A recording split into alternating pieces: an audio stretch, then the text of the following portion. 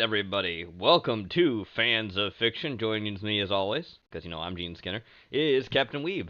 Say hello to the chat, Weeb. Hi, Weeb.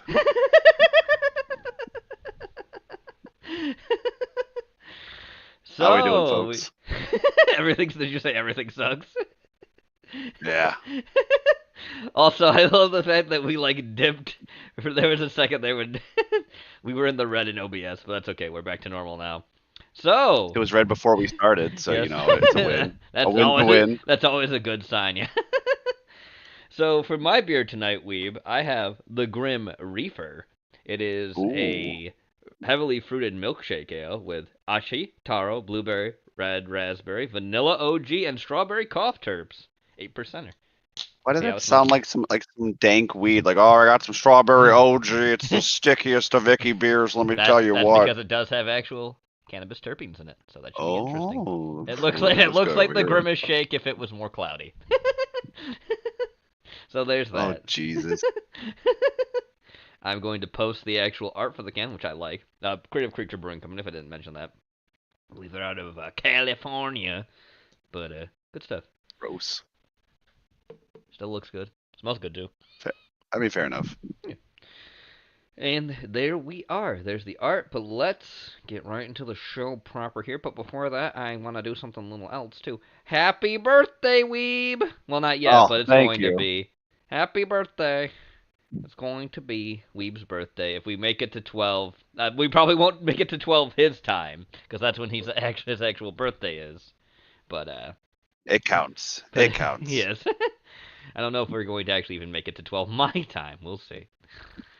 And let me get one thing here. Just want to turn down the volume of the Watch Together itself so it doesn't blow everybody else's eardrums out. I know the intro it's fine to have all the way up, but not the other videos, because then we'll be talking over them, or they'll be doing other stuff. So I have a little birthday gift for you, Weeb, because guess what? Oh? What's that? Edward von Karstein uploaded some more memes recently. Oh, hell yeah. If they don't want to immediately play through all the way through. Oh, it did? Yeah. OBS will do that sometime. We'll go back. I can do that easily. Let's do that again. Come on. Come on, Watch Together. There he is. Philosophy is basically don't ever, for any reason, do anything to anyone. Ever. For any reason. Ever. No matter what. No matter where or who you are with, or where you are going, or where you've been. ever, Ever. for any reason whatsoever. Don't do any of that don't- ever. Ever.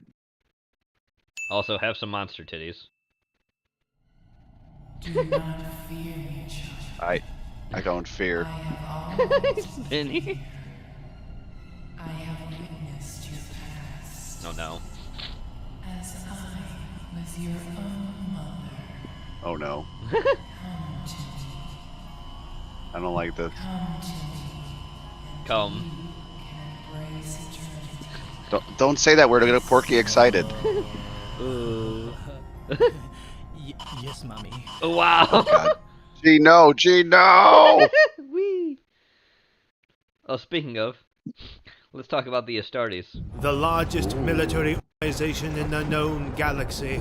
That's what we are, and more.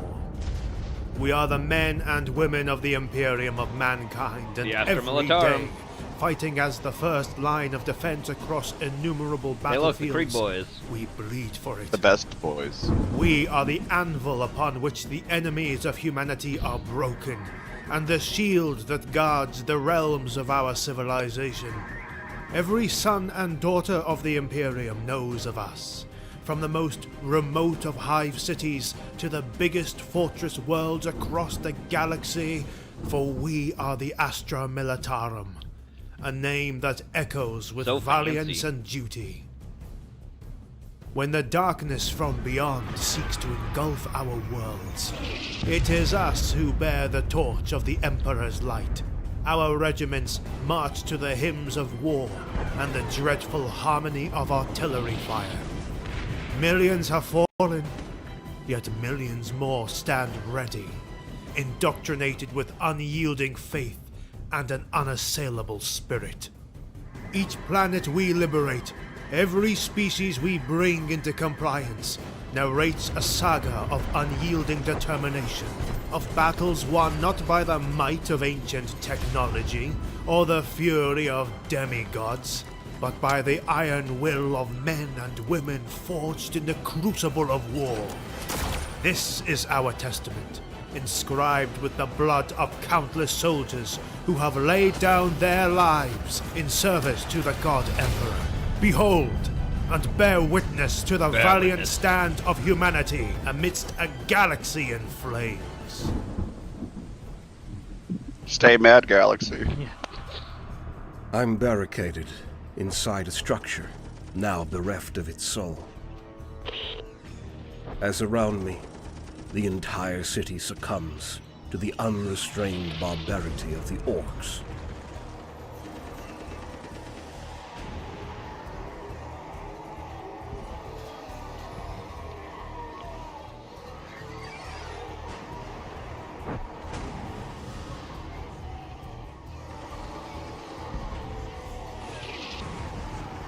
Every wall, every barricade we have put up, trembling beneath the savage cacophony of roars and gunfire. My comrades of the Astra Militarum and I, we're dwindling. Our resilience fractured. We have sustained heavy casualties over the last few days, and more so over these last few hours. And now, I know the moment of our end is coming ever closer. We are low on ammunition and water. We are all extremely fatigued and wounded, and all communications with the central base have been lost. The orcs are overwhelming us. They show no Daka. mercy. They are relentless, Yes, more Daka. and their numbers Always now may be more many Daka. times ours. I know for a fact that this sector is going to be overrun within an hour at most. Generous.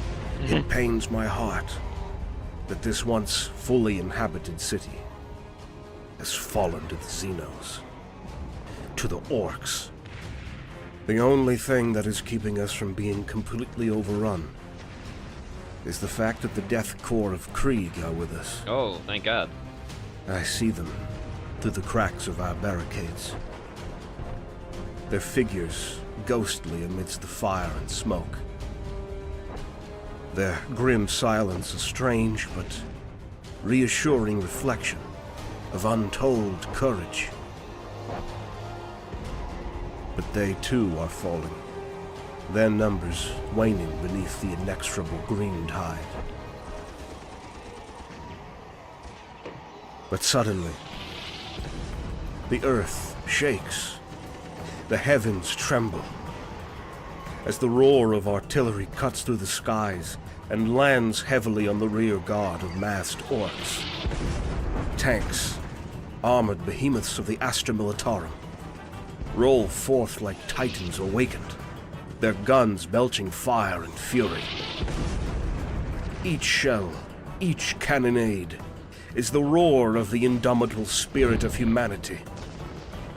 The orcs, their savage advance halted, as now they face the full wrath of the hammer of the Emperor. So I see something on this can, right, Weeb? For That every says, night What's that? keep However cold or it might unyielding. explode. is vanquished by the I dawn. don't like that. I don't like the sound of that F fucking Amidst So let all. me ruins tell you a and little despair, story, shall I? Of under something the that happened to sentinel me gaze of the recently. stars, Not with this can. we, Not with this exact the beer, sons but and for another daughters one I of bought the from this Emperor company. are Right? reborn, Alright. not in victory, The other one I bought but from in this the company was undying an flame actual of style like resistance Mexican lager that that's made after illuminates the a night. type of Mexican cocktail, right? Like a highball kind of thing. Okay.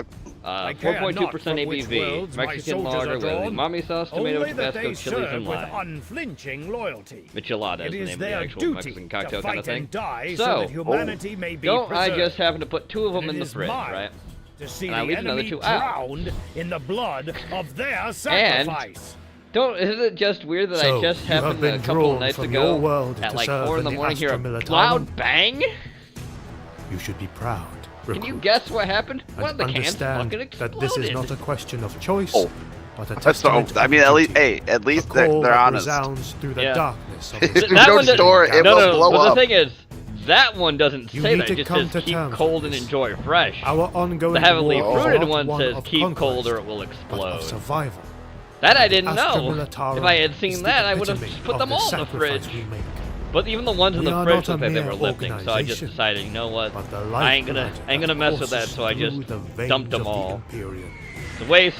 I hated to do You it, are but I not just alone. didn't want to take the risk. Alongside you march billions of men and women, an indomitable sea But yeah, that was of fun. warriors That was fun to bred clean up. amidst thousands of Oh yeah, that different sounds like worlds. a, barrel Each of of good you times. a spark of hope amidst No, I didn't put it in the freezer, encroaching Nathan. It was out darkness. in regular And as we room march, temperature. and The exploded. stars themselves bear witness Fucking hell, to a dude. procession Yeah, of that scared the armed shit out of me when I heard it. I felt like someone was comprised breaking of a the house. formidable array of both light something and heavy fell. vehicles, each meticulously So that was fun, engineered to especially deliver seeing the it spurred Emperor's all over wrath. places too. No, the tops are all deforming. So you see what happens with beer sometimes. In the Weeb? age of the Great when it Crusade, gets to like a certain during temperature the when it's 30th not cold, millennium, a as the second God fermentation Emperor process of can happen mankind sometimes, unfurled right? his indomitable will Okay. across the And when cosmos. that happens, it means the The yeast and shit foundations is of building our up in there. mighty Pressure's edifice building were up. laid. That's why the cans explode. At the vanguard it's rare, of this but celestial it does crusade happen. stood the formidable So that was fun. space Raptors that was fun. Astartes. They were not mere warriors, but demigods of battle. Each Rip of them Gene. We knew him well. bioengineered Yeah, and rip endowed that with beer. a martial I prowess wanted so to drink it. profound.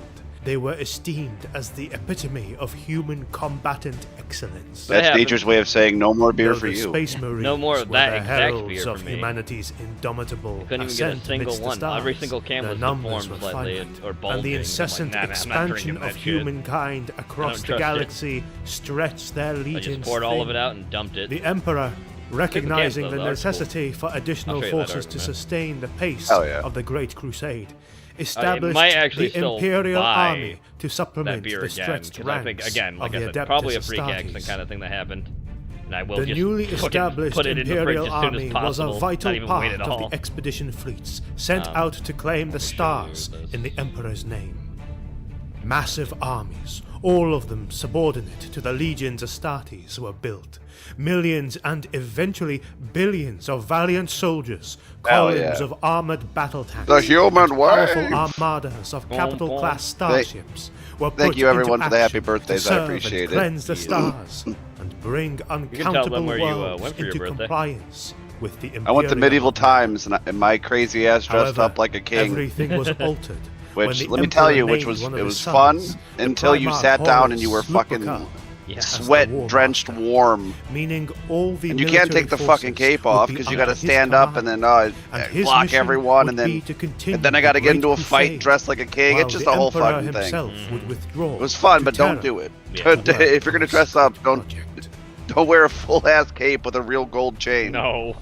Near Chicago, I was asking to get exactly. There's the art from the light of the Emperor, and his betrayal started a devastating interstellar civil war. Oh okay. Alright, I see the 420 in the corner. In a conflict that would claim innumerable lives. I'll lose, but I'll fight you. Imperium forever. I don't think you know, but if I see the number 420 on anything, I don't care what I'm doing, I have to rip the pen. And I am already fucking tits up. And here I am seeing a 420 in the wild. Terrible civil war. That would 420 ABV, because it's a Mexican lager. The Imperium's military don't underwent a substantial restructuring of their organizational structure. The enormous armies of the Imperium were divided to avoid the danger of large-scale insurrection among the Imperial military forces happening again. The structure of the Imperial Army as it existed at the time vanished. The fleet-army relationship was broken. Ground commanders would never again have direct command over interplanetary combatants and vice versa. The Imperial Navy and Imperial Guard, officially known as the Astra Militarum, sprang from its ashes. The Astra Militarum was then structured into Militarum Regimentus, planetary-sized formations that were further subdivided into smaller regiments. To maintain discipline and allegiance, the Imperial Army appointed commissars who were responsible of ensuring loyalty amongst the ranks. The dark days of the Horus heresy had taught the Imperium a terrible lesson that its rulers were resolved to never repeat in the bleak days ahead. So all of this restructuring ensured that if a regiment betrayed its oath to the Emperor, it could not extend its betrayal to more than one world. Okay, one world, that's all you get. One world of betrayal, so we can exterminate it. We are a military force wrought from the farthest reaches of the Imperium, where every conceivable creed, kin, and climate converge to form the hammer with which we strike at the foes of mankind. From the savage and untamed feral worlds, where survival is gained by indomitable strength, warriors emerge, their spirits echoing the untethered ferocity of the elements. Yet, amidst the chiseled and battle-hardened, walk those who would have known the somber echoes of the hive cities, gangsters and outlaws, their spirits refined in the underground life and brutal conflicts that rage below the gigantic hive cities of the Imperium. But here in the Astra Militarum, we are not discriminated. From the unforgiving tundras where soldiers, disciplined and unyielding, are we have none other than to the famed depths actor of the galaxy's most foreboding dungeons, where prisoners are offered redemption through the crucible of combat. Every soul counts. Against the ever-encroaching darkness, every soldier able to fight counts. Well, there's your answer. You just said it counts. Each regiment is an anthology of these diverse origins. An embodiment of the myriad worlds that comprise the vast expanse of the Emperor's like actual diversity, not just, oh look, all black men. Like, no, this guy's from the Mongolia planet. Alright, you're gonna fight alongside the Sweden battalion. You're all equally worthless. Have fun dying. Look, a Russian. Upon their initial founding, regiments are identified by the name of their homeworld and a number. For example, the Cadian 144th is the 144th regiment to have been raised from the fortress world of Cadia. On the other hand, the Vostroyan's 88th is the 88th regiment to have been raised in this particular planet, and so on. And so on. It is important to note that the practice of reassigning a regiment's number after its annihilation is not unusual. A newly formed regiment often inherits the designation of its fallen predecessor. In this process of replenishment, the newly raised soldiers bear the mantle of maintaining the honor and traditions associated with their assigned regimental number. For example, it is known that the Vintor 823rd serve the Emperor to this day, despite having been wiped out on more than 9 different occasions in the span of a single decade. The recruitment and training processes for the new conscripts are as vast and diverse as the worlds they originate from. Every recruit is forged in the crucible of specialized training regimes. These rites of passage, marked by trials of skill, endurance, and unwavering loyalty, transform groups of raw recruits into the disciplined ranks of the Astra Militarum. In this variety of warriors, each regiment stands as an evidence to its origin, bearing the distinct heraldry and combat doctrines and battle tactics echoing the legacy of their own home world, so they can exploit their strengths as best they can. But they are also trained enough to fight as a unified fighting force, along with other different regiments, to be more effective and complement each other on the bigger battlefield. In the diverse ranks of the Astra Militarum, uniformity in attire and exact regimental command structure is not a binding doctrine. However, amidst this diversity, 2 unyielding tenets prevail. Line. The first is the use of the lasgun, which is the only universal piece of equipment common throughout the entirety of the Astra Militarum. It happens that the lasgun is cost-effective and straightforward to produce, boasting exceptional reliability and ease of maintenance. These qualities make it the ideal weapon to equip in the vast legions of the Astra Militarum. The second unyielding tenet is the presence of at least one commissar within every regiment. A commissar is not just a rank, mind you. It is a sacred duty, a bastion against the insidious encroachment of corruption and heretical taint. They are there to ensure loyalty and effectiveness in the battlefield. But a commissar is only a part of the extensive chain of command that serves as the cogs and wheels of the mighty Astra Militarum.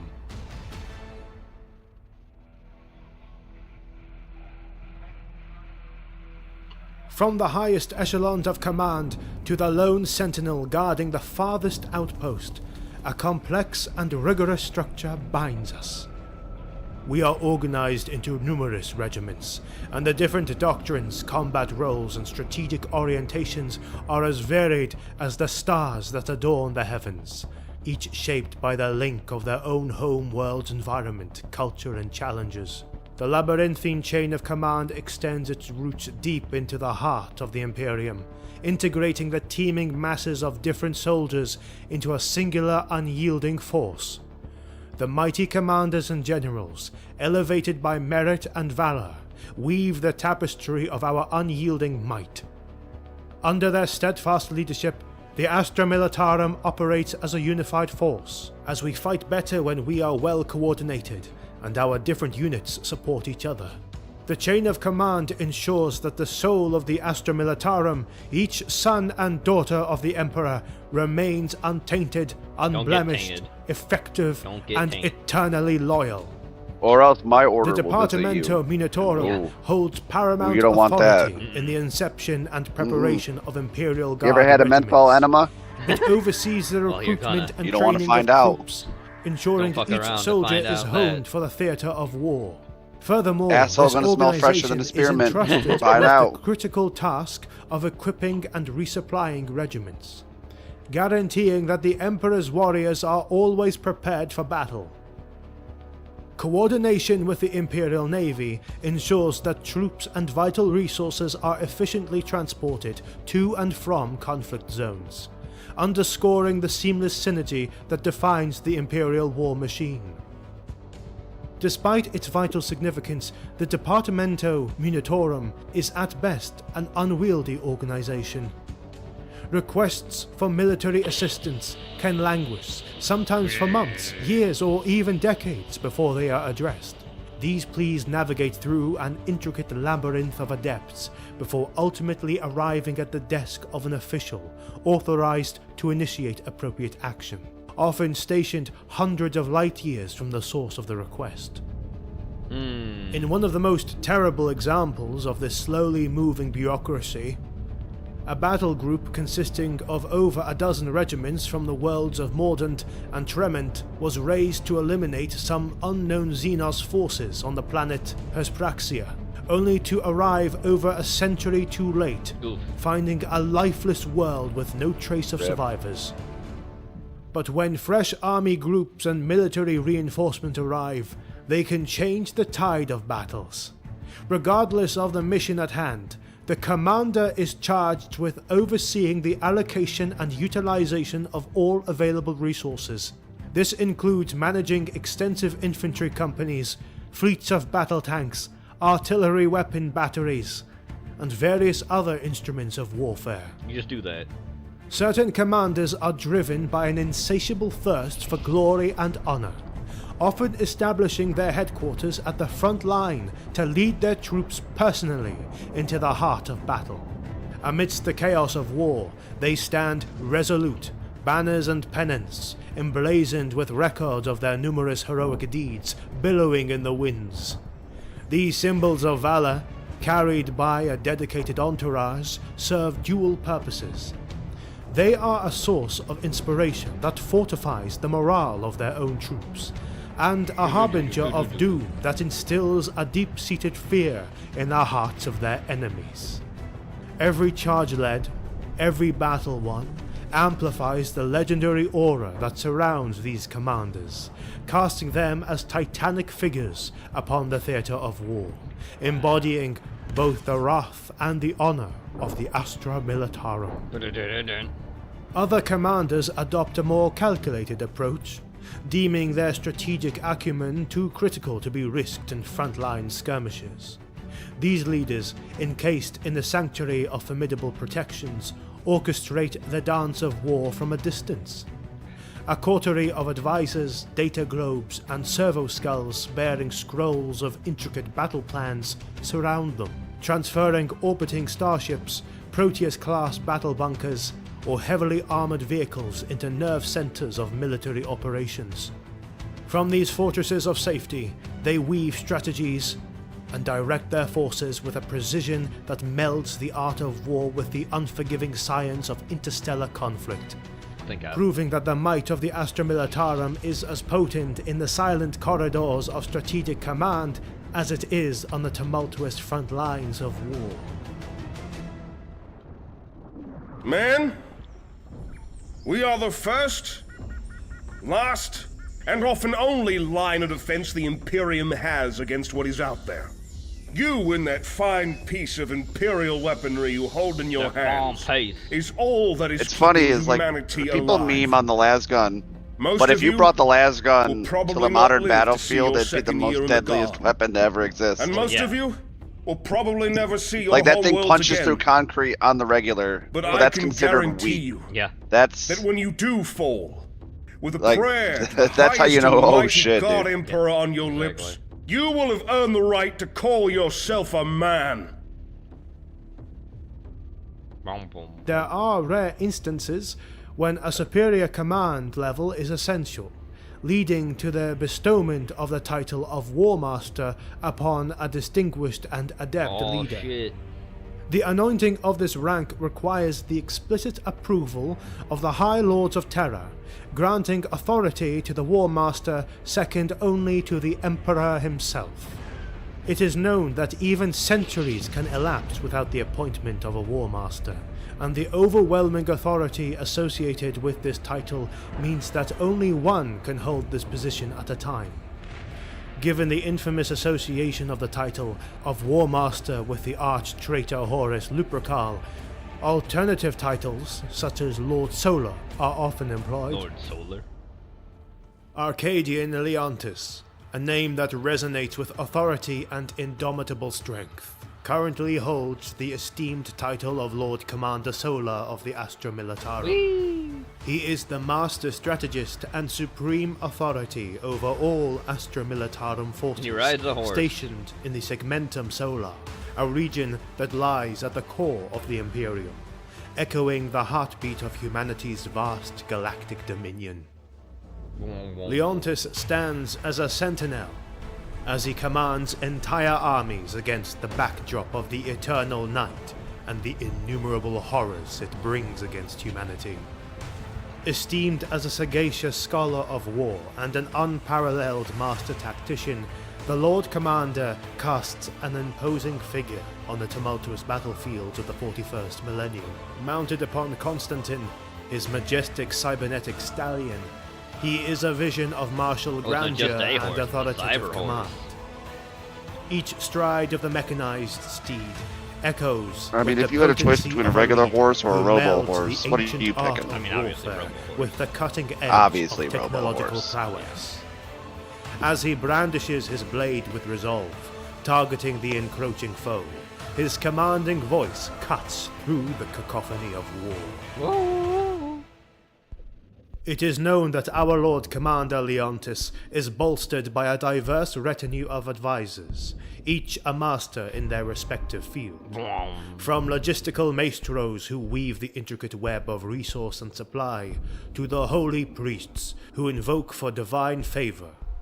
From tacticians to prophets, and seers whose insights pierce the veils of time, and confidants and sub-commanders, each a pillar of support, contribute to the Lord Solar's unassailable command. Lord Leontis, with this army of wisdom and expertise at his beck and call, has orchestrated hundreds of imperial victories against many foes and throughout many battlefields. In this perspective of the Lord Solar, his primary obligation is to the defense of the throne world. Following this paramount duty, his responsibilities extend to safeguarding the Sol system, then to the adjacent subsectors, and ultimately to the broader frontiers of the Segmentum. But with such responsibility comes a Heavy price. With somber realism, Commander Leontis is aware he won't witness the final fruition of his efforts. But to him, laying the foundation is satisfaction enough. I guess his faith in the Emperor and the Imperium of Man is unshakable. And speaking of faith... As it should be. As we march into the abyss, the silence of space echoing the indomitable hymns of war, the Adeptus Ministorum, stands with us. Their presence a reflection of the divine sanctity that infuses making sure that the God fire, Emperor's light every reaches even the world humblest of soldier. They are continuously guiding our Yes. unyielding regiments through the star-spanned theater of war. My voice might give The out, holy but my light of loyalty the does God not. Emperor illuminating our path. But why, you may ask? Why is the instillment of faith so important amongst our ranks?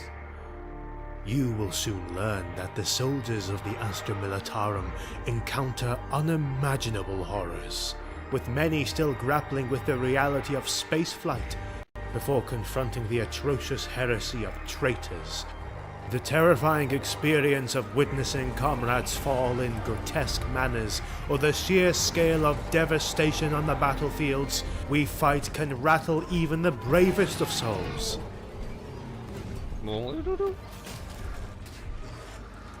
In these moments of unspeakable terror, blind faith serves as a formidable shield, fortifying the spirit amidst chaos. Every mission, every campaign is sanctified by the Ministerum's sacred rites. They instill in us the Emperor's will, for we do not merely fight, we consecrate the stars with our sacrifice. The organization and their endeavor is colossal, steering the devotion of trillions across countless worlds, bridging immense gaps in distance, language, and culture, all to promote the worship of the Emperor of Mankind as the one true God of humanity. While unified in core belief, various cults and sects that exist across the galaxy diverge in specific doctrines and worship practices. Well, of course they do. For example, some may say that the Emperor is a war deity. For others, a bringer of light and salvation. And to some, a strict judge that we will all face in the afterlife. These subtle variations in faith can lead to hostility and at times, violent conflicts. Indeed, the galaxy has witnessed ruthless and brutal wars originating from these nuanced differences in theological interpretation. Which he would hate because he didn't You like should theology know at all. that any significant deviation from the established doctrines and theology is labeled as heresy and met with harsh retribution by the ecclesiarchy.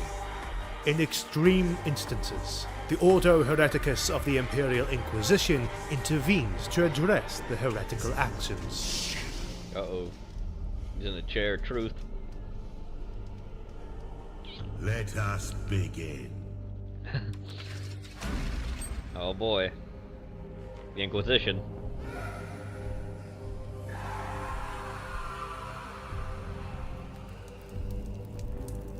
There is nothing that can you will resolve a spill your soldier's secrets. faith more quickly than seeing those who have been accused of sedition or of being mutants being lashed to stakes and set ablaze for their transgressions.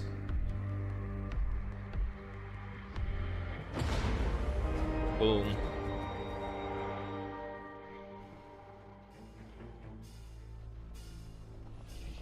In the grim darkness of the far future, where the galaxy is ensnared in eternal conflict, and the stars themselves bleed, we are the embodiment of the Emperor's undying legacy.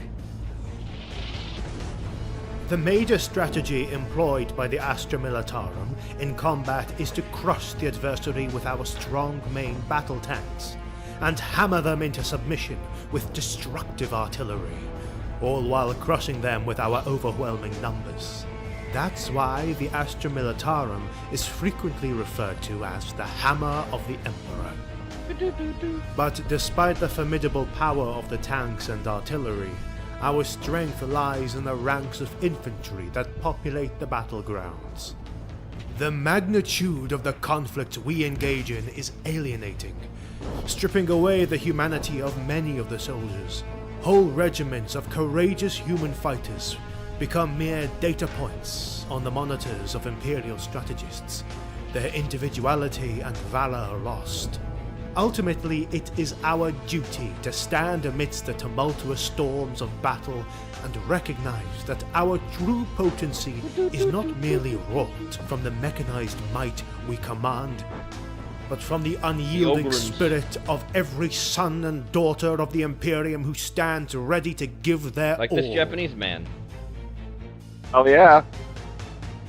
Bonsai Emperor-san. Yeah.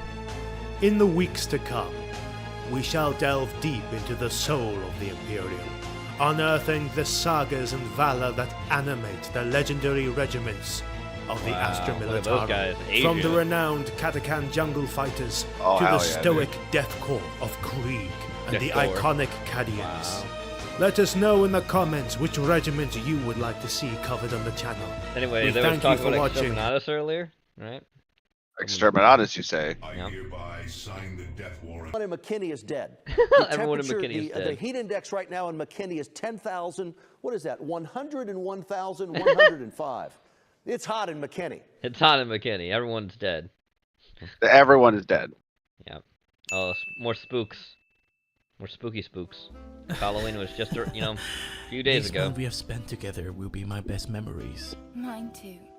Do you really have to leave? You can't see. I'm afraid so. My sabbatical years is about to end. Well, before you go, I must confess something. Come, bring me your hand. I have this terrible scar on my mouth. Oh, what a coincidence. I have one here too, don't I?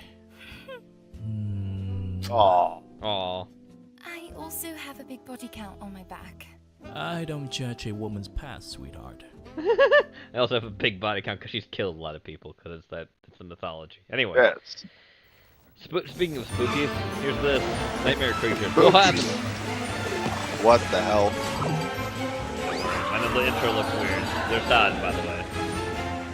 We're gonna skip past this because I know there's a fucking ad. Give me a second. I found Strog sent a video of this guy before. I decided to find him because none of our regular content creators created stuff, so he's gonna talk about my Nightmare Welcome Creatures. back to another episode of What Happened, the show that scurries through the dark hallways of gaming's horror history. You ever seen this game before, Weeb? Individual titles. I this have week, not. We're turning our discerning Well, bloodshot eyeballs to an entire franchise, and to be specific, a franchise that From Software shamelessly ripped off to produce Bloodborne. Now, this is a joke. Please don't hunt me down, Max. Oh, God. Anyway, this is a very fractured tale of multiple publishers, money mismanagement, several tragic cancellations, you know, all the spooky ingredients used to make our usual lip-smacking What Happened brew. So grab the nearest staff, sword, or repulsive smoke bomb as I answer the question, what happened to Nightmare Creatures? My nightmare was just about to begin. The story of these creatures of the night, at least on the business side, starts with one Nicolas Gaume, a French entrepreneur that founded Atriad Concept in 1990. Under the Atriad name, the studio produced the puzzle game Fight of the Furries, the much beloved citation Pac in Time for Namco, which was essentially a reskin of Fight of the Furries, and finally, future worst fighting game episode Savage Warriors in 1995. Shortly thereafter, Mindscape Entertainment bought out Atriad, where they were rebranded as Mindscape Bordeaux for about a year, only for Nicholas to re-buy the company back from Mindscape and were then rebranded once again to Callisto Entertainment. Then in 1997, the studio produced two important titles, Dark Earth, which I've never played but have vivid memories of the box art for some reason, and our subject today, Nightmare Creatures. While Dark Earth was a post-apocalyptic adventure game with rendered 2D backgrounds, Nightmare Creatures was a fully 3D take on gothic horror, and unlike Dark Earth, made its way to consoles, namely the original PlayStation, and later the Nintendo Ultra 64. Oh yeah. Oh, Since hell the yeah. industry was rapidly changing at this time, hitting the PlayStation with a 3D action title just as it started dominating the market became a huge boon for Callisto, but was originally a very risky gamble for them. I spoke to Pascal Barret, the main creative force behind Nightmare Creatures, about his memories of working on the franchise, and he emphasized this point. We were at a pivotal moment in the industry where 2D games were getting old and 3D was not yet the future.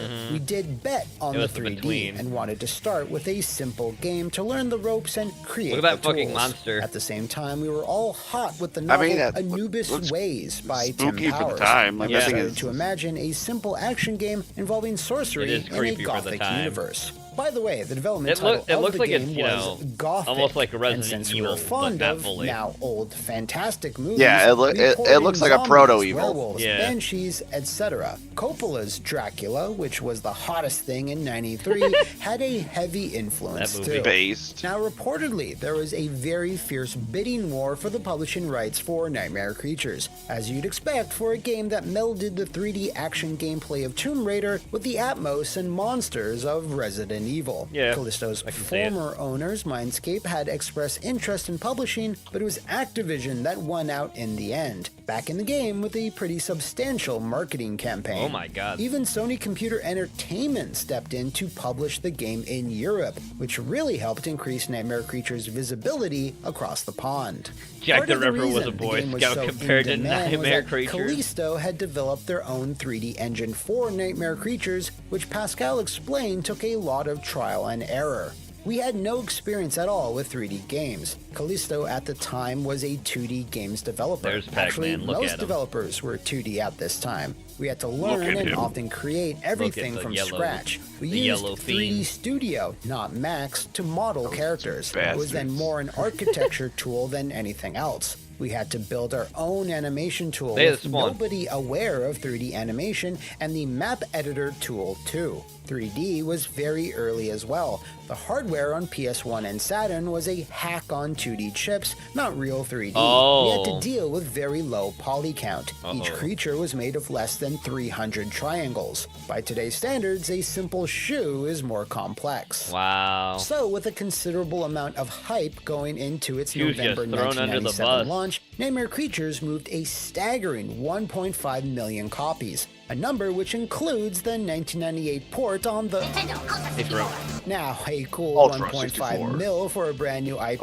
is pretty cash money, so it's rather curious that the sequel no longer had Activision's involvement, but Konami instead. Why the sudden publisher switch? Well, Pascal relayed to me that originally Activision was set to publish, but a new producer stepped in on their side and wasn't a fan of the original game. Wow. He demanded several unnecessary technical prototypes, which wasted a ton of time and money, and even when these things were delivered, the producer remained unconvinced. This lasted long enough that the deal eventually fell apart, and a producer over at Universal Studios, who was a fan of the first game, approached Callisto about a new publishing deal. But wait, where does Konami come in then?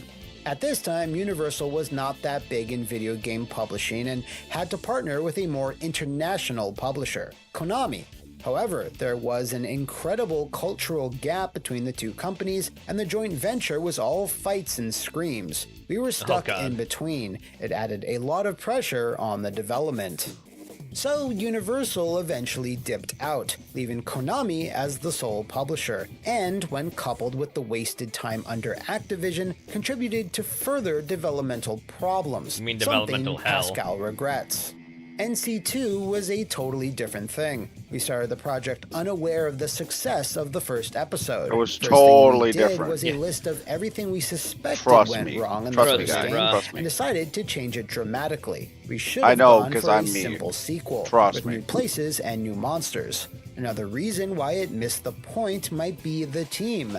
NC1 was done by a dozen irresponsible pioneers. NC2 was a larger team, over 40 people, more organized, more professional. Maybe the original passion was diluted.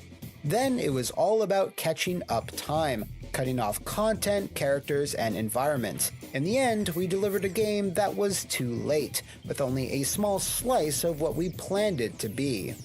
But it wasn't the mixed response and slower sales to the sequel that put the this looks good. I would have played it. Sudden rise through the industry, but rather catastrophic business decisions which resulted in the studio and the Nightmare Creatures franchise getting cut off at the knees. 2000 was a big year. Callisto announced that there would be a Nightmare Creatures feature film, which absolutely never wound up happening. I could make a whole sub-series about the video game movies that were never made. And that they decided, on a whim I guess, to acquire a whole entire American development arm. But why though? Daylight Productions, whose only credited title was something called the Swamp Buggy Racing. Swamp Buggy Racing! Hell yeah! Entertainment USA via a stock Count me swap right in. between them and the original Callisto Entertainment. It's a little odd but not unheard of, but this would be something that would herald future events. 2000 also saw the launch of Nightmare Creatures 2, but due to the soft sales of it and Callisto's other titles like Four Wheel Thunder and New York Race, financial strain was starting to build. Money. Regardless, their best bet was to push forward with a third Nightmare Creatures game dubbed Angel of Darkness, which, maybe not the best subtitle there, I'm just saying, which is probably one of the most tragic canceled games I've ever heard of. What we know is being made for 6th generation hardware, it had a female protagonist and took place in Prague. Pascal provided even more details, which makes the game sound even cooler. The project was very ambitious, much more action/adventure orientated, with lots of secondary characters, a large number of cinematics, etc. The player was to embody a young fighter accompanied by her raven, which she used to spy on or retrieve certain objects. Okay. The game was essentially set in the city of Prague with an early Assassin's Creed feel. We were in 2001. The heroine was very agile and had to make her way through crowds, explore, etc. The particularity of the game was that it worked on a day/night alteration. The day was more dedicated to exploration and the night to fighting against Crowley's creatures. As soon as the sun fell, the heroine merged with her raven to transform herself into a kind of angel of darkness. Angel of darkness. Yeah, that's right. You could have been able to animorph yourself into a creature to fight the nightmare creatures. Concept art, animatics, and even some gameplay footage of Angel of Darkness has since survived, so it was pretty far along in development when everything, and I mean everything, came crashing down. Damn. Callisto Entertainment had a strange board of directors, in that many were personal friends of Nicholas Gaume or were otherwise very famous and or wealthy. CEOs of other multinational companies, politicians, and journalists, just to name a few. Wow. And the dot-com bubble burst in 2000, along with acquiring an American development firm, along with a movie deal that never happened, along with their titles no longer selling, well, it resulted in them pretty much being forced into compulsory liquidation. This catastrophic downturn in revenue was deemed so suspicious that regulatory authorities accused Callisto's managers of misinforming their stockholders, with everyone wanting to know where all the money had gone. I don't have your money here. It's in Bill's house. 270 individual stockholders then sued Callisto's higher-ups, a civil case which took until 2009 to finally wrap up. And oddly, after all that, every charge against Callisto was overturned, as it was determined there was no wrongdoing. Following that, Nicholas Gaume worked as an advisor for Codemasters from 2002 to 2005 before founding another company, Mimesis, which again saw a heavy investment from prominent French business people until it hit it big with some social media game called Mamba Nation. Europeans, let me know what the hell this thing is. I can find very little info about it. The liquidation of Callisto was happening right in the middle of Angel of Darkness's development, mind you, which was being funded this time by Ubisoft, who apparently had no interest in bailing Callisto out of the dilly of the pickle they now found themselves in. Pascal explained to me how this very nebulous time for the project played out, where the original version of Nightmare Creatures 3 died when Callisto did, and was restarted from scratch under its new owners. The game was to have been published by Ubisoft, but when Callisto went into liquidation, they bought back the rights to the license, which they have held ever since. I joined Ubisoft Paris at that time precisely to continue working on the game, but different editorial choices led to the end, or rather the freezing of development. They didn't want a game that was too violent or too fantastic. I stayed about 4 years in Paris and worked on 2 different prototypes of the game, but neither went into production, unfortunately. To give me just a bit more insight into this process, I also spoke to Arthur Hugo, a concept artist who also worked at Ubisoft at that time, who was happy to detail his part on one of those early prototypes. The pre-production was focused on the main character and monster concept designs, before focusing on the first playable demo, but I don't think we had a narrative guy with us at that time. The NC3 project had several teams and several directors trying to make a convincing MVP, or minimum viable product. I was part of one of those teams, but ultimately Ubisoft asked the original creator of NC1 and 2 to work on it, who of course was Pascal. The early concept art you see here, done by Arthur, takes a more futuristic, almost biomechanical stab at the source material, and as stated, was one of several possible pitches various Ubisoft teams were experimenting with. Like Pascal said though, it seemed like Ubi higher-ups really didn't know how to make Nightmare Creatures fit into their mid-2000s gaming lineup, which was mostly composed of games rated E to teen, with perhaps 2005's Cold Fear taking one of their very few mature rated spots. Great. Just great. Regardless of the reason as to why Ubisoft didn't push forward with this sequel, it still sucks after all of that. The only other official Nightmare Creatures game we ever got was the standalone 2003 Java version, developed by Gameloft, who, at that time, were a mobile game-making factory, pumping out dozens of... Oh wait, that's still true today. Oh, that's still, never mind, that's still true today. Look how you just ended all right, never mind, that's still true today. A thick, unlucky fog on the franchise for like the last 15 years. And while fans' hopes were rekindled when Spooky's House of Jump Scares developer Albino Moose announced plans for a reboot/remake in 2017, further news never came. That is until this past August, where they did unfortunately confirm on their Twitter that the project has been shelved, at least for now. We'll leave on one last comment from Pascal, which is typically cryptic. I'm obviously very attached to this license. I created this universe with my former colleagues Cyril Fontaine, Frédéric Motet, among others. I took enormous pleasure in drawing and giving life to these characters and I can hear the frog legs dripping. I'm still a little frustrated not to have been able to go to the end of a possible sequel. Fromage. Never say never. We don't know what the future holds. I can only say that the story isn't over. Wait and see. Oh, never say never. Thanks yeah, again it's to both dead. Arthur It's and dead Pascal for their time and patience in answering my questions. And if you know of any other fiendish fables of the video game or movie industries, do let me know in the comments Time to catch up on a below, little or enter the something, Dark Cathedral. Oh. Yeah. You know it. I know it. Chat knows it. The Dragon Tamer. Oh. We skipped right past it. Let's go back. Because that was going to be another one. Here we go. Good morning, Kiyoshi. You're pretty early today. Oh yeah, and thanks a lot for saving me yesterday. I didn't even save you. You do that yourself. He's reading a porn mag. I just mag. wanted to beat those guys up. Seriously? I wouldn't be dead meat without you. A save is still a save. Such heroic acts deserve a reward. Ta-da! The Yuko Bento Yep, tamed him with food. Yep. Oh no.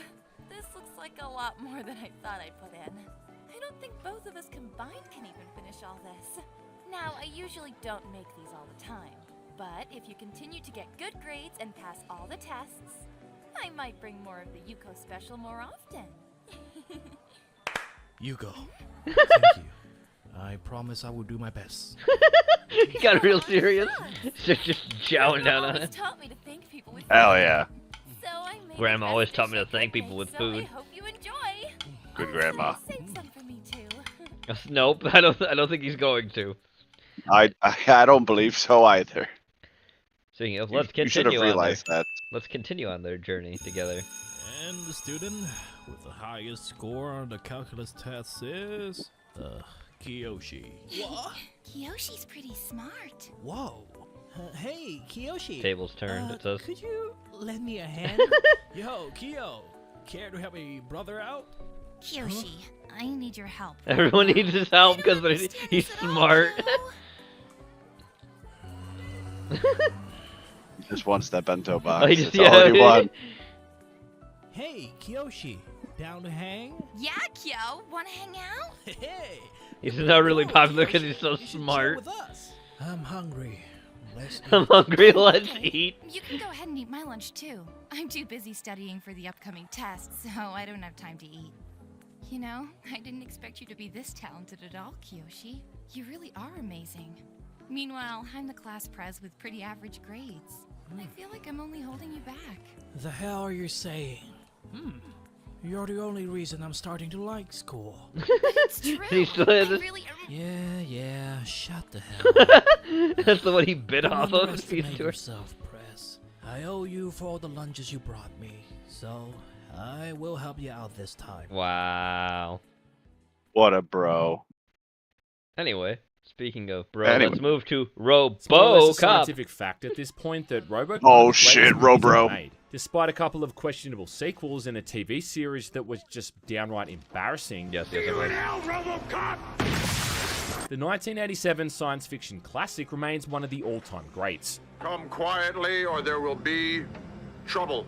So it's funny to think that throughout the years, we you know why they couldn't have a RoboCop today? The old arcade shooter that I think because he'd be programmed with crime statistics, and they could not shut him down once unleashed. He would walk right into Harlem, and that's the last time anyone would see him. Well, I mean, if we're going to be honest, know where he really shines anyways. Well, that's where all RoboCop is set, and he's set New Detroit. Yep.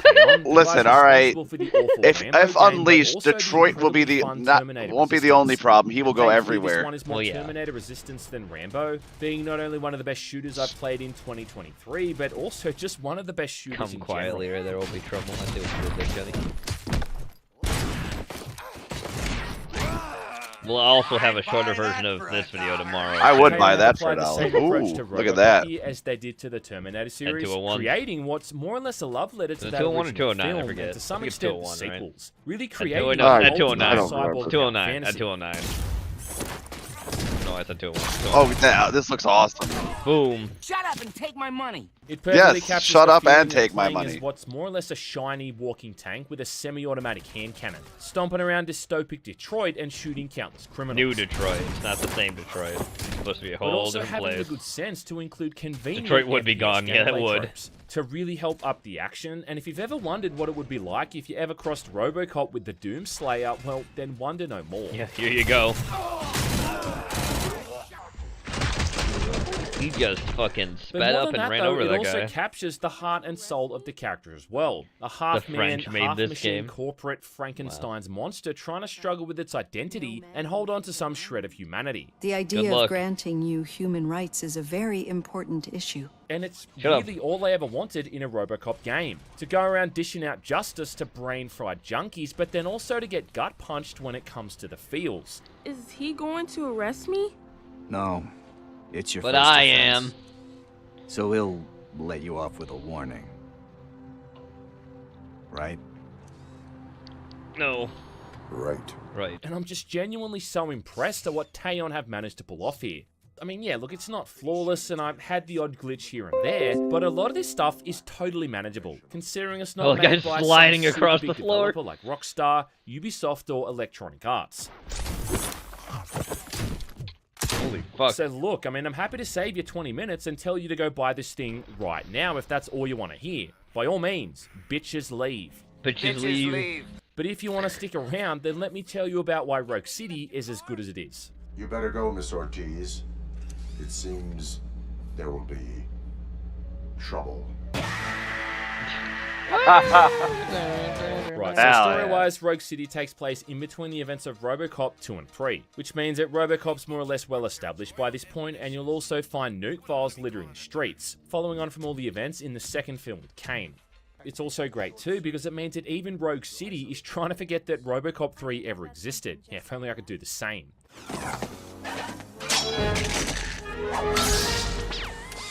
The whole thing kicks off with RoboCop trying to defuse a hostage situation and a siege at the downtown news station, where a new gang calling themselves the Torchheads are claiming dominance over the city. Drug dealing, good old-fashioned murder, we do it all. This whole prologue sequence is really just meant to be something of a tutorial, helping you to get used to the controls whilst also throwing some basic enemies at you. Plus also setting up the whole personality dilemma that RoboCop still has.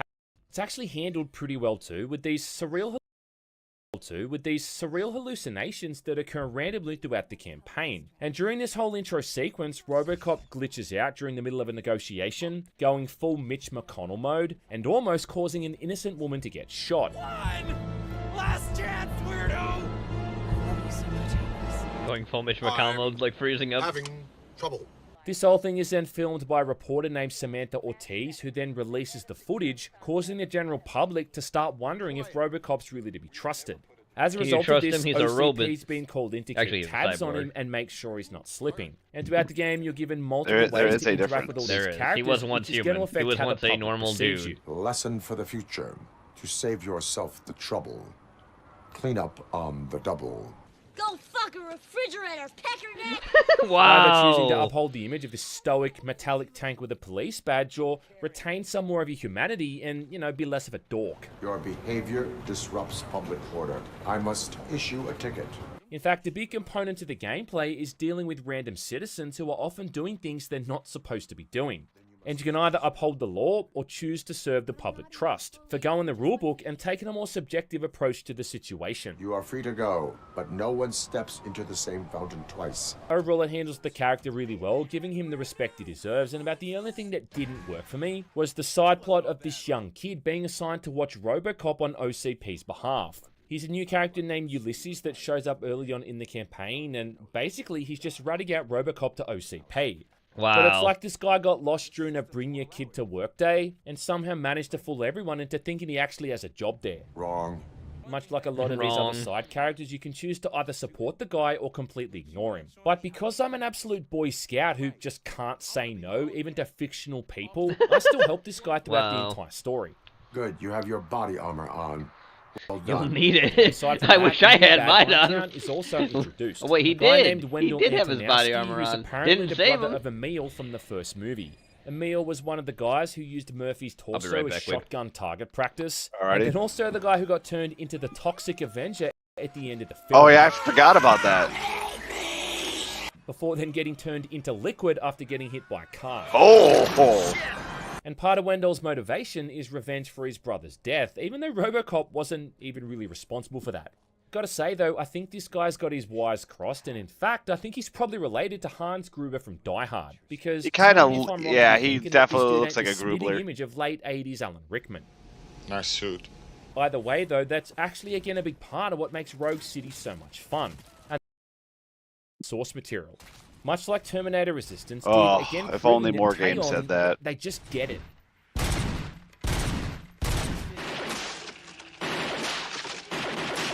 For instance, the sheer amount of detail they've put into the fully Also, the modeled person who Detroit starts police Just station. look at that. When Bullpen, Mr. Meltman starts touching them, RoboCop's holding it's cell, none other to being than able to Ray head to the firing Wise, range and show off who's that quite a incredible famous aim. actor in his own right.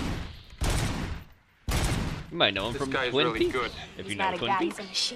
You've even got Murphy's partner, He also slash played the best devil. friend Lewis, making a return as well and having a big part in the overall plot. The devil. It's good to do some He real did play street the work from devil. time to time, you know? Early on in the game, you'll move through the same industrial Heresy. area from the finale of the first movie, even seeing a very similar looking truck to the one that Clarence drove, and come across the original site where Murphy was first killed, which at this point is as much an iconic murder scene as the Monarch Theater is in Gotham City. And Rogue City just treats all of this stuff like a giddy fanboy, which is exactly what was needed. Good. It's just this sense of constant fan service, like getting into a shooting competition with an Ed 209, Yes, literally 209. seeing who can kill the most bad guys. Yes! To stopping a bank heist with OCP officers, through to wrapping up gunfights with RoboCop's trademark gunspin. That's right. Spin.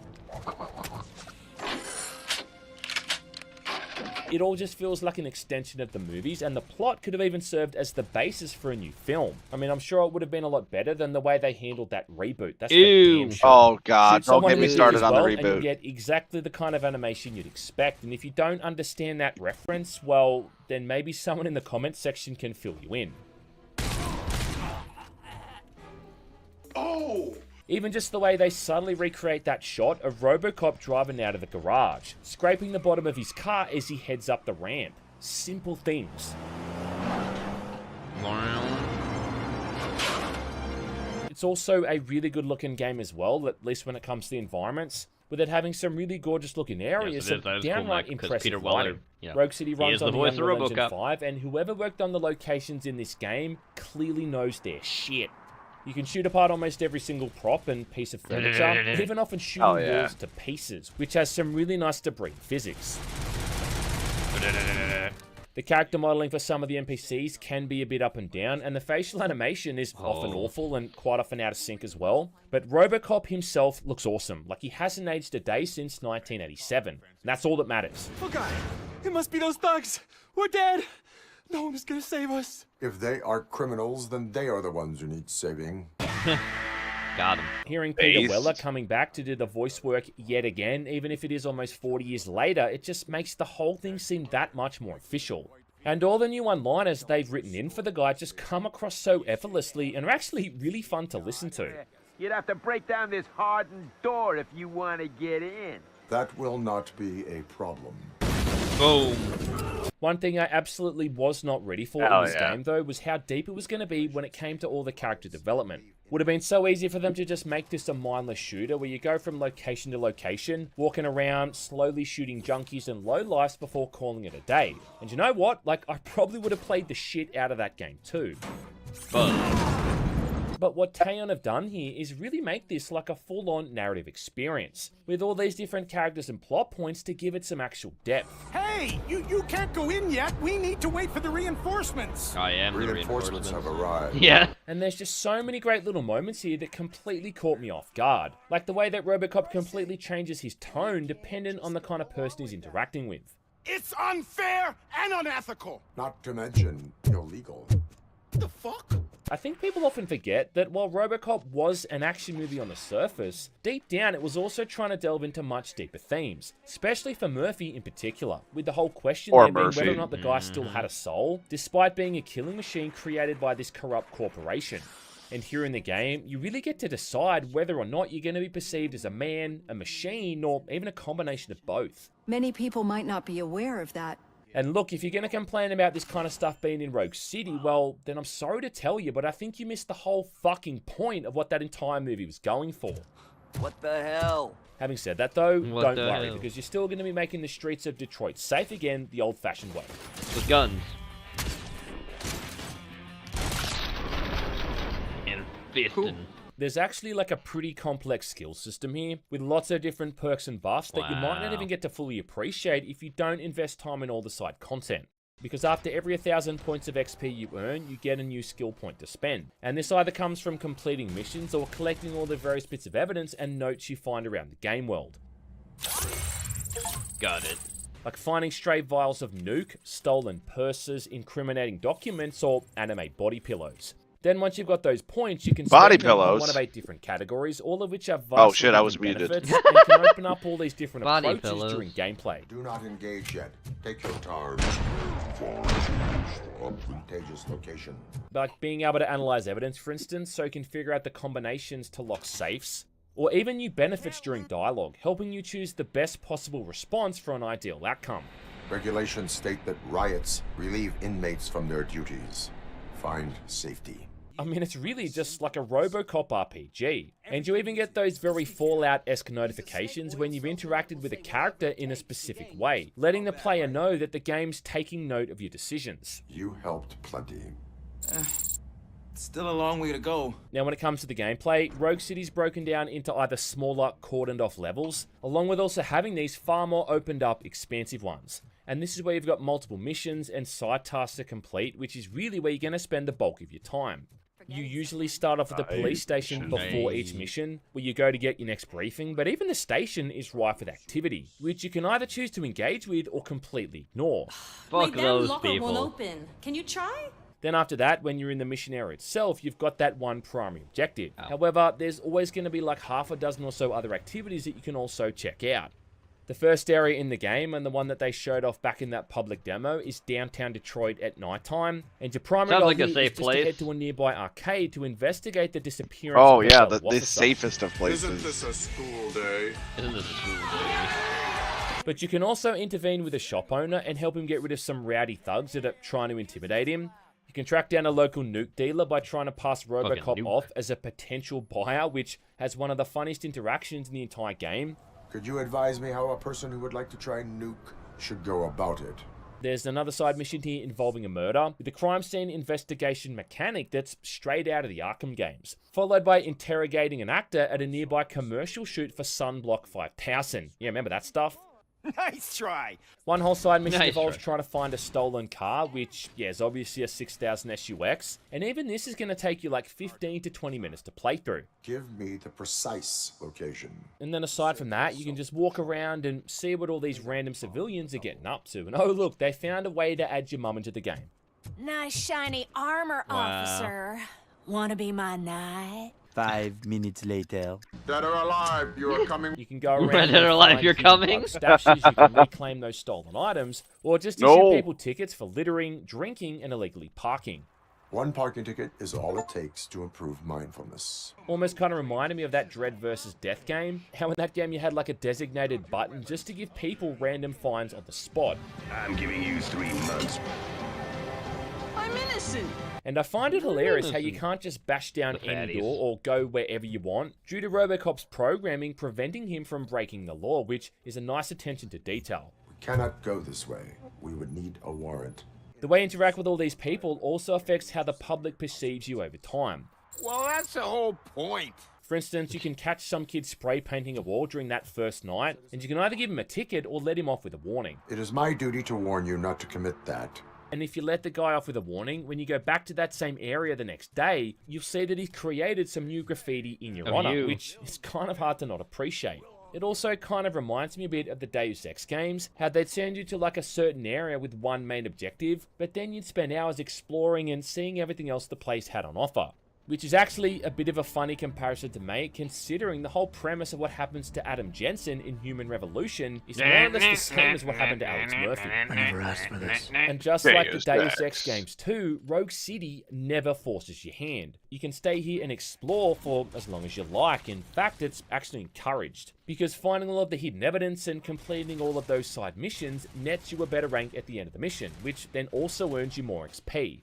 They do, however, downright recycle this downtown area multiple times. It's just, instead of walking around it at night time, you're now walking around it at different times of the day. Weeb with me. But given the size of Teon as a studio, though, I think it's fair to overlook. And either way, like in this starting area alone, you could easily spend a couple of hours exploring and checking everything out, without even really touching that main story.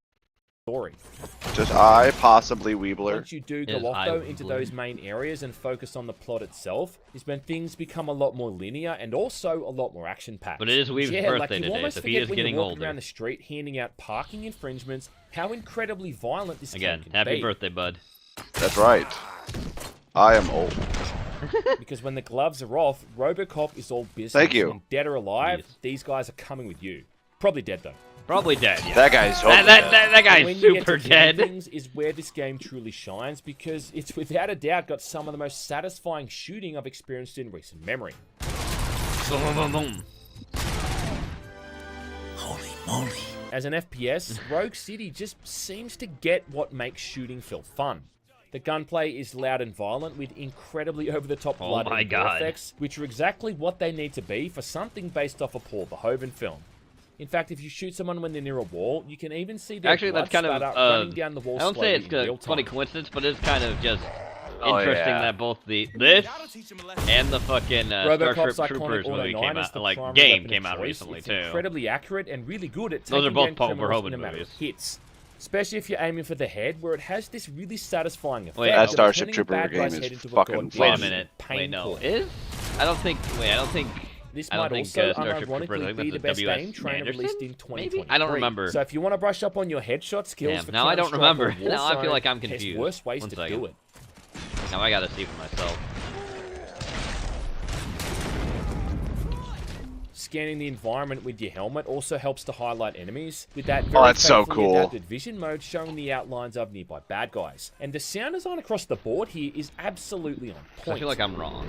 I feel like Starship Troopers is the director now. Even if someone gets in close, you can punch them with so much force. It's like the ragdoll physics have completely glitched out, sending them flying backwards. Even then, though, it is kind of accurate to the movies, considering that Robocop was able to launch someone through a goddamn window with his right hook alone.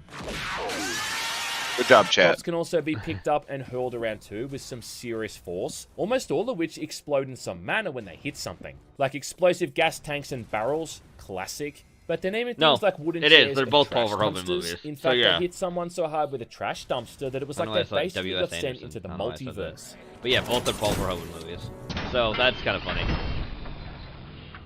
Well, how about throwing computer monitors? And I'm talking old school CRT monitors back from the 1990s, which explode on impact in a burst of electricity, which is actually quite true to life as well, because let me tell you, man, monitors back then were built different. Yes, they were.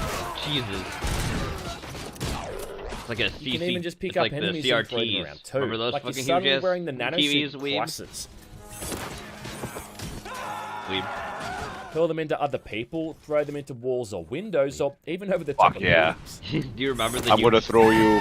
Do you remember the CRT TVs? In fact, that's really how one big of the they funniest features in the entire game, and the velocity with which RoboCop can launch these hapless criminals into the stratosphere never gets old. Pausing the video. Weeb. What's up? You're cutting out a whole lot. Am I cutting out a lot? No, it's probably a lag or something. Oh, I was saying, do you remember the CRT? Hold on, dude. I heard every other word. Okay. Am I coming in normally now? Maybe it was a lag or something. Yeah, I'm hearing you now. Okay. Yeah. Remember the CRTs, the TVs, the big ones? Remember when people used to have those and they'd have little straps on them so they wouldn't fall over on people? It's important. Yeah, you don't want them to fall over. Yeah, because they would crush kids if they fell over on them. Those things are huge. All right, here we go. Let's go back to the video. Just want to have them known. With the way you can shoot things apart, from books and tables through to taking chunks out of entire walls. One ability even lets you ricochet bullets off the walls to hit enemies hiding in cover, which never stops being awesome. Boom, boom, boom. And you can even upgrade RoboCop's armor to the point that it deflects bullets back at enemies. Oh, that's cool. Oh, good job, I will admit, dummy. I was a little bit concerned when I first played that public demo because as awesome as the whole thing was, I did start to wonder whether or not it might get repetitive if you were doing the same thing for 8 or 9 hours. And I've got to say, I was absolutely wrong. It doesn't get old.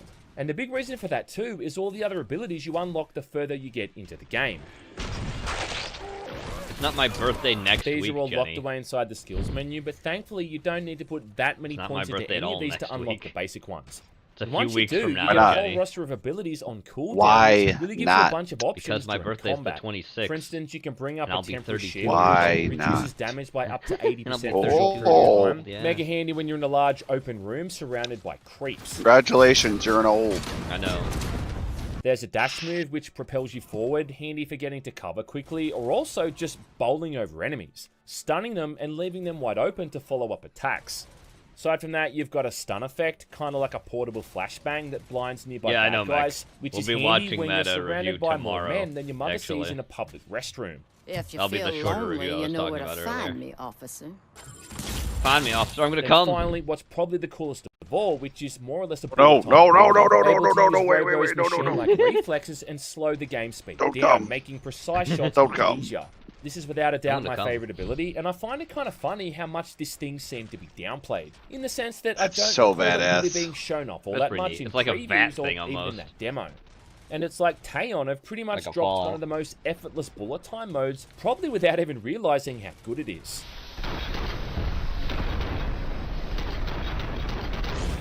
Not to mention, it just really highlights how great all those gore effects are and lets you appreciate them just that little bit longer.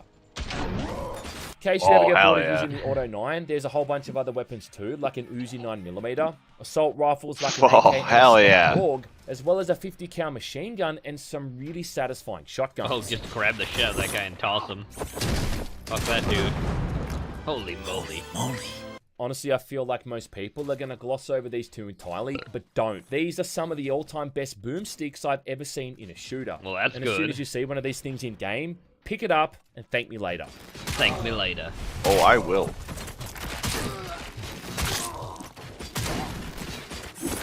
Yep. For me though, most of the time here, I just ended up using the Auto 9. Simply because I never really needed to use anything else. More so too because it has infinite ammo, so you don't even need to worry about it running dry either.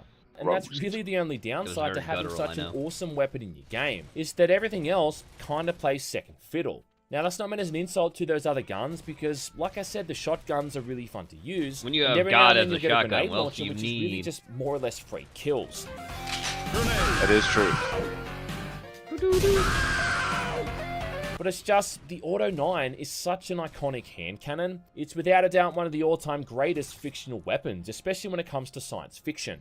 I mean, it's up there with the pulse rifle in Aliens, Deckard's gun in Blade Runner, and the lightsabers in Star Wars. 32 and years playing a old RoboCop on the game 26th. and not using this weapon would 32. be like playing a Star Wars game and not using the lightsaber.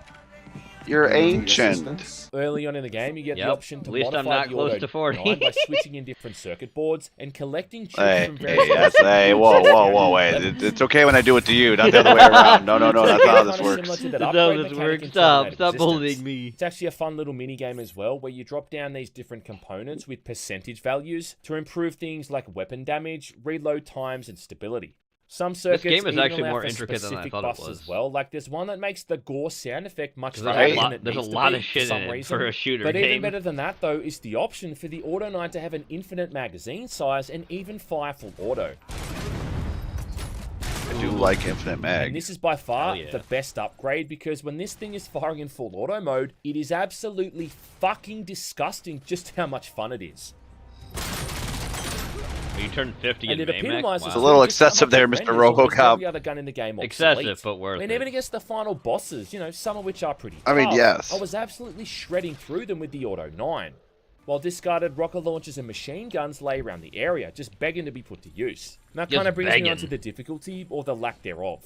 Now, if the game was true to the films, then that'd mean RoboCop wouldn't take damage from most weapons, which wouldn't be a very fun game to play if you were impervious to all attacks. Bullshit. So you do Hell take yeah, it's a damage power from gunfire fantasy, here. my If I could guy. be the eternal RoboCop, You start off with only 3 healing my items guy, to restore I your only health, play though this can games for eventually the be power upgraded to fantasy. 5 in That's total. right. And you can also unlock the ability to heal from power boxes as I'm well. a fat But homie in his combat is 30s, still alright? pretty Let me easy, be and God you've for usually got one plenty of day, time to please. cover and heal up if your health is Christ. dropping too low. Please, that's Every all now I and then ask. there'll be someone firing a I don't machine ask for gun, and much. these Just let things me can be mess you cool up for pretty one quickly. But fucking even still, day. it's not really a very At least challenging for a game, few even hours on out of hard that mode. day. But having said I that, can make though, it into like, an it even is week. supposed to be a power fantasy, Right. so I'm not even really sure if it's much of an issue. I mean, did you really want to play a RoboCop game and spend half the time hiding in cover and avoiding No, enemies? fuck no. See previous post. Our fantasy. Cyborgs, which I don't want to spoil, as well as tougher armored enemies who are more or less like the juggernauts from Modern Warfare 2. But by that point, I had so many upgrades that they were really just a minor nuisance as opposed to any real threat. Speaking of Modern Warfare, Rogue City's also got what's more or less the Call of Duty breaching mechanic, where you burst through like a locked door or a wall in slow motion and get precious few seconds to shoot everyone in the head. Hell so yeah. there's just so many fun little ways you can change up the combat from area to area. And despite it really That's being awesome. simple on Off surface, the motorcycle, it never yeet. gets Yeah, boring fuck or 'em. stale. Gone. They also do their best to introduce different enemy Taken to the types, so it's stratosphere, not just dog. the same 2 or 3 looking bad guys with guns repeated ad nauseum for every shootout. This means you'll see suicidal assholes running around with explosive tanks A on their Max Payne chests. enemy. There's enemies that have got Sorry, not grenade Max Payne, launchers or Serious Sam, snipers that excuse hang me. back and hit you from a distance. Probably the weirdest one, which is all these Suicidal. guys on motorbikes Oh, you're excused. driving back and forth doing laps like they're getting paid for it. I mean, what is this, Streets of Rage 2? Hell yeah. Boom. Though you can see some hilariously janky deaths with these guys, Hell yeah. Let me see that. and grabbing them off the bike as they attempt to sidle past you is always satisfying. Fuck you. Of course, because you can pick up every other damn item in this game and throw it around, you can also pick up these motorbikes and launch them too. Oh, that's awesome. Fuck Even you and the premise of an enemy motorbike you type rode that in calls on. in for backup, you'd think would be a bit That's of a right. concern and a bit of a focus during combat. But I think if anything, it actually improves the combat because it gives you more things to shoot at. So Ooh, yeah, the more the merrier.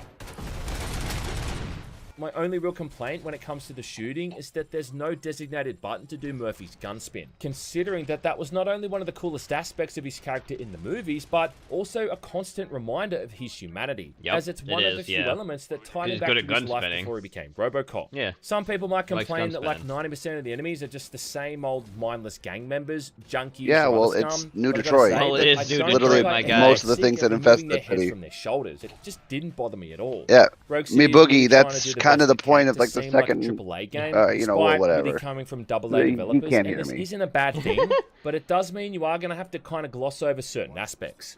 For instance, the voice acting. And yes, while Peter Weller does do a good job with it, a lot of the other voice actors really do not. And you'll hear random side characters here and there putting in some questionable performances. My dad's missing, so he can't tell me nothing. My mom said that he's out on an Oh, assignment, no. but I know the truth. We did 20 ticks, and that was the best one. I also noticed that the sound mixing was really off at times, with certain dialogue being pretty much impossible to hear. In fact, the audio mixing in general is a bit inconsistent too, with it often seeming like it's lacking any background Dialogues noise for or pussies, even more gun ambient audio. violence. Yeah. Robocop's introduction, for instance, in that prologue is just completely flat, with him pulling up in a car without any real kind of pomp or circumstance. No music, nothing, just a medium shot of the guy hopping out of his Ford Taurus. He doesn't need pomp and circumstance. In fact, he the lack of is music the pomp and is a bit of an issue circumstance. overall. I mean, there's You a new butt rendition plug. of the movie theme that plays during the main menu, and one that's closer to the version by Basil Polidorus playing during the prologue and then the final mission, but that's really about it. I really would have liked to see some actual vehicle sections too, like some sort of car or bike chase, and considering those were some really memorable scenes in the movies as well. Can you fly, Bobby? I mean, Robocop's car is pretty iconic too, so not being able to actually drive that Can thing you in fly, real time Porky? does seem like wasted potential. But what I think the biggest waste is not having a new game plus mode, not letting you play through the entire story again with all your unlocked skills carrying over. Because once you finish the campaign and watch those end credits, that's it. It just throws you back to the main menu. No new outfits or weapons unlocked, no new game modes, no cheats, nothing. I mean, it took me about 12 hours to get through, and I maxed out quite a lot of the skills by the end, but I wasn't even close to having the whole thing finished. And I would absolutely replay the entire game again just to go for that alone. Overall though, they're not huge issues, and I do think the writing and the combat really saves it. Hey, you tell him, Robot Man! What a fucking joke! And you know what? Either way, Taeon have absolutely knocked it out of the park here with Rogue City. Although the bar might be pretty low for Robocop games, they've definitely set it pretty damn high from this point on. So, seeing as these guys have proven they know how to handle a movie license the way it should be handled, gotta say, like, I'd love to see them make a new John Carpenter's The Thing game, or maybe even give the Aliens or Predator franchise the love it deserves. For now, though, I'm more than happy with being able to turn countless nuke addicts into compost, and dish out small fines to petty criminals. You'll have to spend a little bit more than $1 to get your hands on this one, but let me say, man, it's definitely worth it. You are under arrest. Come quietly, or this may be the last economics discussion you will ever have. 12 seconds later. Dead. I'd buy that for $1. Hell yeah. Nice. Alrighty. Got 2 more memes. Well, meme videos, the comics. And then we have one last video and we're done for the night. Memes. Memes. By memes, I mean backstory and lore of a comic that we watched and have kept watching. Pet Dragon. Oh, it skipped it. I'll go back. Whoop. That's real easy to fix.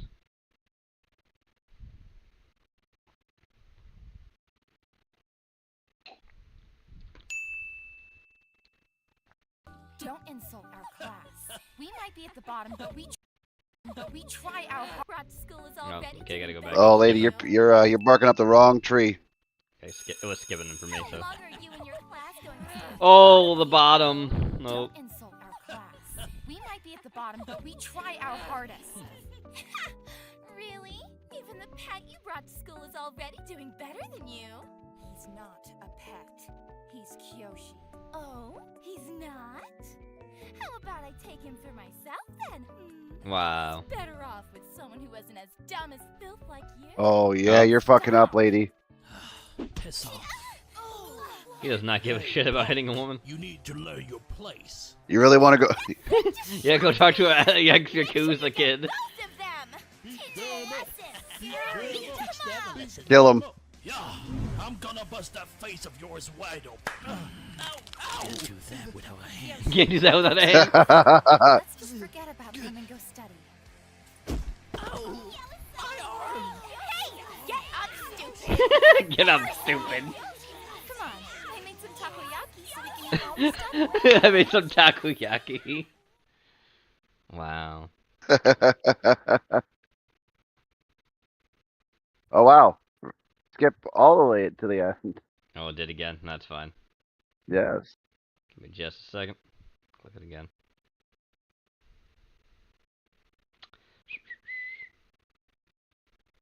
And I'll pause it this time. Wait for it to load in. There it is. Oh, it's got to load here too on my actual watch together. besides the OBS watch together. Here we go. I'm disappointed at what happened today, Yuko. We gave that boy a chance at this school. Even with his grades, if he continues this behavior, we will have to expel him. Yes, sir. I apologize. I'll keep a closer eye on him. Why is it his fault? Phew, sorry for all of this. This was all my fault to begin with, so let's just move on. You better control that dragon of yours. Why'd you have to take the blame for something those idiots started? I should have tossed them to the river. It's fine, Kiyoshi. I just let this pass by me because I don't want you in trouble. Trouble? Don't you remember who I am? I don't need you to protect me. I don't need saving. I am Yakuza. Just because you fed me doesn't mean I'm some lost puppy. Kinda. You think I'd make all those lunches for anybody? You smart idiot! It's because I care about you! Oh no. Yeah. It's like, oh. All this yelling making me damn hungry. All this yelling's making me hungry. Come on. Let's go get some food.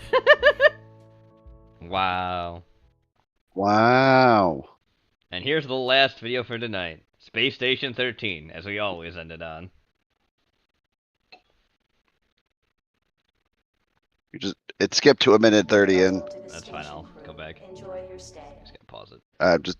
Yeah, thank you for letting me know, though. I appreciate it. Yep. It literally, actually, when I did that again, it just reset itself. Alright, let me play it now. Welcome to the station, crew. Enjoy your stay. Oh, I think hijinks are afoot. I certainly sense some hijinks. And I hear the Omniscience music.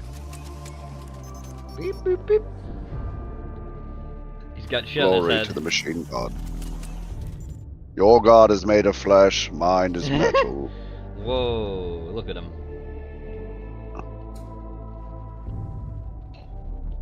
Well, what are you doing, you rascal? You are MI-13 agent. Your leeches, you are all out. We are sending any others are fake. All the syndicates. Oh, you're working for a syndicate sleeper agent. Fun. Smells like a Fed. Apparently using nitro tank.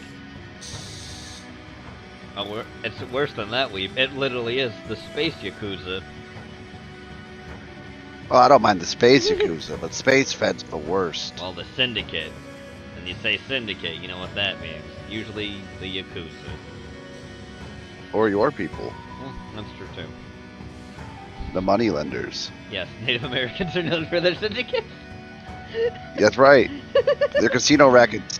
That's right. I mean, they are moneylenders, so that's not wrong.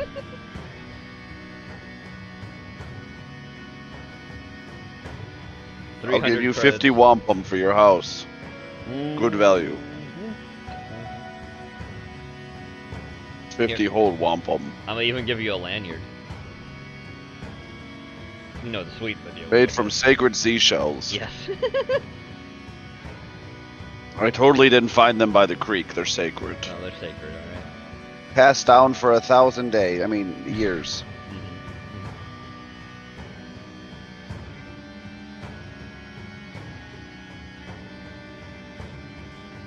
My man's on crack over there. You got any drugs?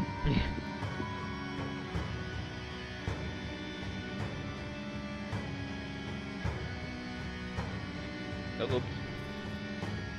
Actually, it's something I didn't want to, and it opened up, and I don't want it to open. It's nothing bad. Oh, no. It's the older version of OBS. I just have it on my dashboard, and it opened up.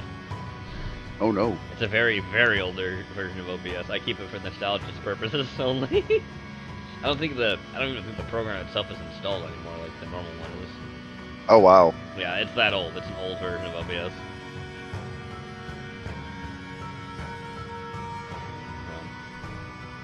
Very, very bare bones looking at the damn thing. I'm up close.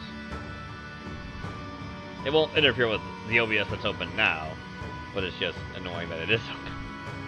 It only opened because I clicked it by accident. Well, I hate when that happens.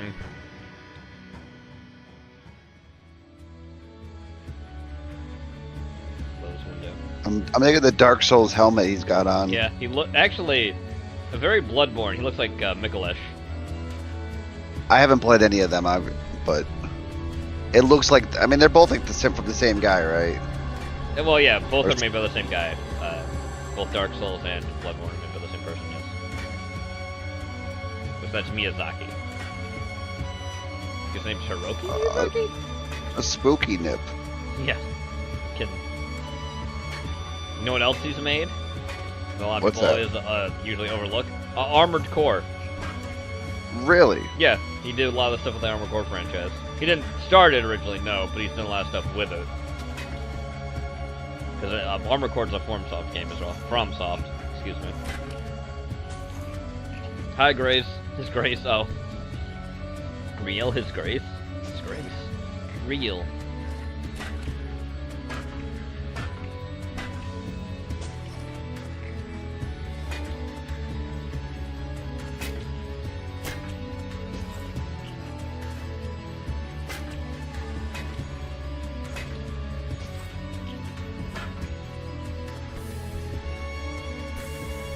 Oh no.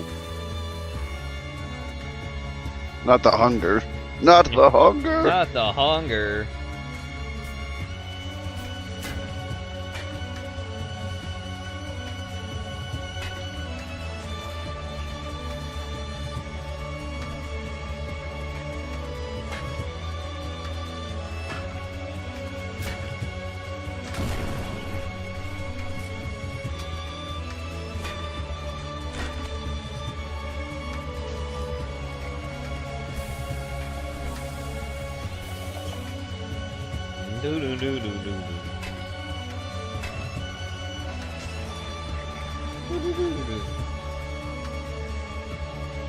His Grace.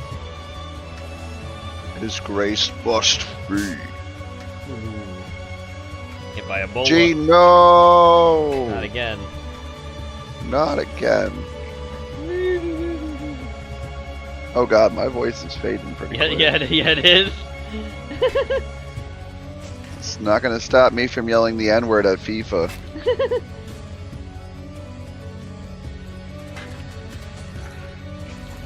That's right, you show those McRibs. Oh, I will. Oh, I fucking will.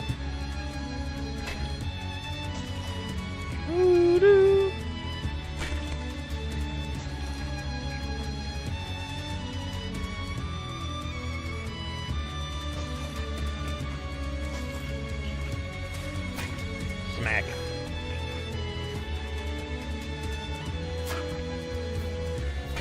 Smack. Smack. The gods will be watching. And they are angry. Somebody help me. Smack. He's pulling his cock out. Yeah. Oh, speaking of Weeb, guess what? Discord's real big gay today. Why is that? That's because the soundboard feature is now locked unless you have a tier 1 in the fucking Discord. Like a tier 1 Discord. Wait, what? Yeah, you heard me. The soundboard is locked to the whole 22 things unless you have a tier 1 into the Discord. That's gay. It's really gay. Screw those furries. No, don't screw them. Not literally, no. That's how you get to the herp. Right, Porky?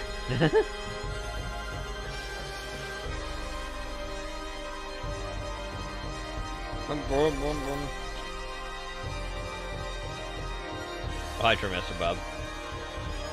Oh, hey, what up, Bob? White man How you asks why bobbing? wooden door on plague blanket room.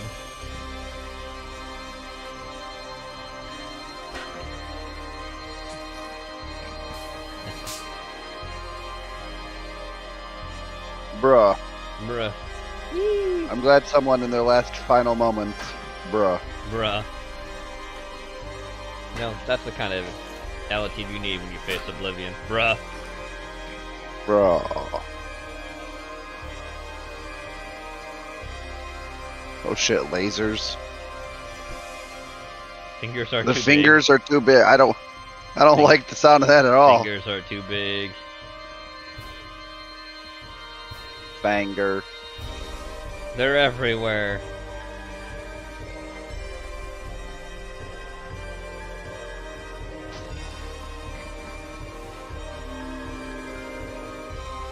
We're sending you assistance.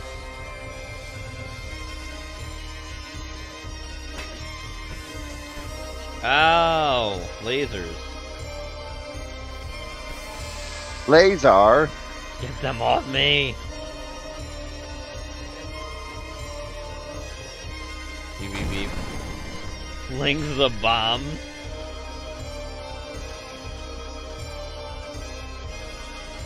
Just another day on the station. The space station. 13. The 13th of its kind. And not the last. For another 13th shall rise. Always. Almost died to the logs.